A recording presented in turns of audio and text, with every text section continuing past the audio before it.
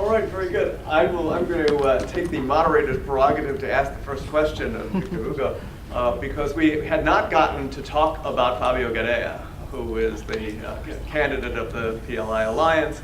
And he has an interesting history of a longtime associate of former President Arnaldo Alemán, who is the third candidate in all this and has the reputation of having been rapaciously corrupt. But Fabio Gadea, who was related by marriage to Arnaldo Alemán, split with Alemán and was recruited to be the candidate of the PLI Alliance. The question that arises in the face of the economic record of this last administration and the kind of base of the PLI Alliance at this point, supported by people like Gadea, who was the owner of Radio Corporación, the voice of the hard right in Nicaragua, the support of the Movimiento Vamos con Eduardo, which is really associated with the Bolaños last administration. How much confidence can people have that this alliance, of which the MRS is only a small part, is going to perpetuate policies that are favorable to the poor who have seemingly benefited under this past administration? Well, Fabio Gadea Mantilla is the candidate. He's an old man. He's 80 years old.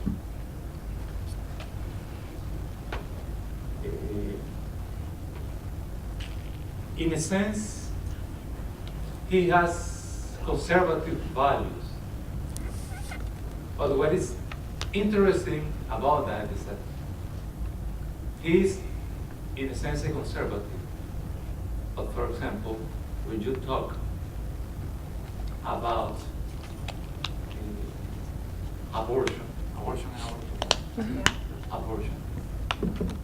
he says, what I'm going to do is that the life of a pregnant woman is in danger because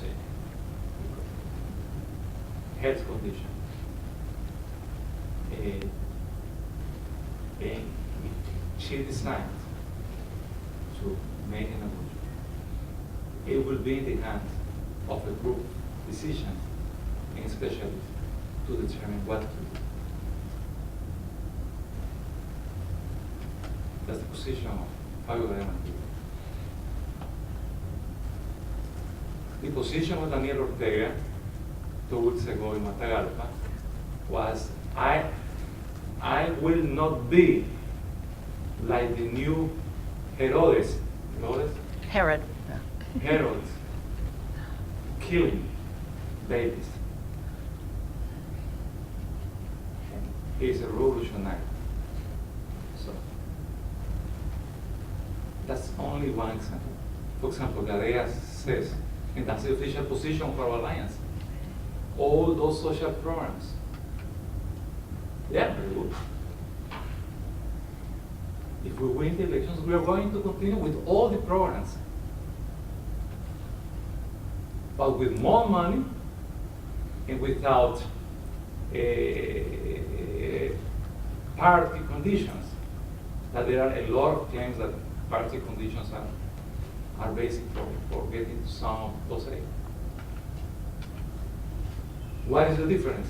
What Gadea says, well, what we will do is simply that we will take the Venezuelan aid that is written in an official agreement between the Venezuelan government and the Nicaraguan government, and has been ratified by Parliament. We will take that money and we will put it into the national budget. It will be a decision of Parliament how to use it. But we as an alliance, as a party, we will support the idea of keeping all the social programs happy. So that's one aspect. So I think that in terms of it's going to, what gives you that is an idea that the problem in Nicaragua is not about right or left. That's not the problem in Nicaragua. There is not any single proposal made or presented by Ortega in social economic terms, that is not going to be supported by the clear alliance. It's not a matter of left or right in terms of economy. It's a matter of democracy or authoritarianism. Democracy or dictatorship. That's the change we have now. You see? So I think, but people isn't.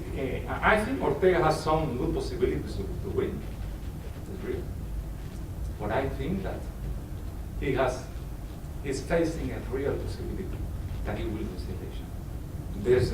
There is no other explanation why he is doing what he's doing in terms of threatening the candidates of the opposition, that he will take them out of the list, creating a harassment situation to the opposition groups. Just last Sunday, the day before I came from here, I was in Masaya. And Gadea was organizing electoral activity in Masaya. About 2,000 supporters of Gadea were there. And we were walking in the street, and then suddenly the Masaya mayor, that is a member of the Ortega group, he took some buses and some trucks, and he put 200 people in one point, both sides, of where the other people were going. In Nicaragua, that's very risky. You see, the result was that at the end, the last part of the march, of the people walking, were attacked. There were 18 injured. So we began to say, why Ortega is good? Our opinion that he is very, very concerned with the results, and that he's trying to create an environment of fear, so that people will not go to vote. And our basic struggle is trying to convince everybody to go to vote. To go to vote. So for us, Sandinistas, we don't consider Ortega to be more to the left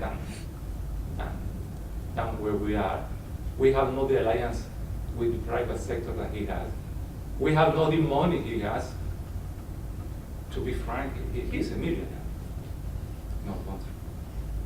And but for us, the problem is not only the economy. The problem is that if we want to recover economy more deeply in the future, you have to have a stable, democratic country where everybody will feel free to work and to do many things. So that's the challenge that we are facing now in what concerns us. So I think that Gadea will have a good support. He will have a good support. And there is a new reality in Nicaragua now. Before, there was a false opposition in Nicaragua. Una falsa opposition. How to say falsa? False? False. Okay. False opposition in Nicaragua. That was Arnoldo Alemán. Arnoldo Alemán arranged an agreement with Ortega since 10 years ago, and they were chairing members in the Supreme Court of Justice, chairing members in different institutions. That's why we are where we are now. But now Alemán is going down. It's going down. And there is a possibility that he will not get even more between 7-8% of the electorate. If this happens, Ortega keep his current tendency, that is about 42, 43, 44. Possibility that Gadea will get another 45, 46 is there. Is there. So I think the population is will. The problem now is the fear. But I hope that the vote will be massive. And if the vote is massive, I think the probability for Gadea is much, much better. Kathy, do you want to? Push the right button. I think that probably, and certainly the MRS is sincere. Edmundo Jarquin, the vice presidential candidate that we met with in June, was sincere in saying that if the plea alliance were to win, they would continue the programs of the Sandinista government. I don't know about Fabio Gadea Mantilla, given his conservative credentials, but I think the question is, why did none of these governments go with similar programs in the past? In other words, it took Daniel Ortega, with all of his faults, coming back in January 2007 to carry out these programs, to say to the IMF and the World Bank, no, we will not continue to impose the user fees for education and health. Now, it is true, another stroke of luck for him was there had been so much agitation around the world to change the policies of the World Bank and IMF that the changes were starting to happen at just about exactly the time he took office. You remember Joseph Stiglitz and his attacks on the policies of the IMF. Many countries were starting to get up the courage to say, no, we won't charge for little kids' families to go to public school. You know, there was idiots at the IMF and World Bank that thought of these policies. And so, you know, he's had some luck, right? But Bolaños didn't say to the IMF, no. He said, yes, yes, yes, of course. Violeta Chamorro, who took office in 1990, was the one who allowed, you know, the austerity and policies of the IMF and World Bank to be put in place. Granted, she had terrible inflation to deal with. The Sandinista revolution had, in doing the interviews for my dissertation, which became the book, The Many Faces of Sandinista Democracy. This is 94. I interviewed Victor Hugo, I interviewed Jaime Huilo. Jaime Huilo is the one who said, how do you think we did all these programs for the revolution in the middle of a war against the United States? We printed money. And so they had a terrible inflation, and economic policy were very difficult. Times were very difficult, and Ortega's had luck this time. Many things have worked to be able to produce these advances. But my question is why, you know, did, for example, the Bolaños government, which came in after Alemán was very corrupt. Arnoldo Alemán, the candidate, my figures that from the Sid Gallup poll showed he was getting 10%. You say it could be lowering down as 8 or 9, yeah, percent. He was president after Mrs. Chamorro and was very corrupt. But when Enrique Bolaños came into office, he could have instituted some of these programs, but he did not. So, you know, they didn't do it before. Daniel Ortega has done it in many cases with all his faults.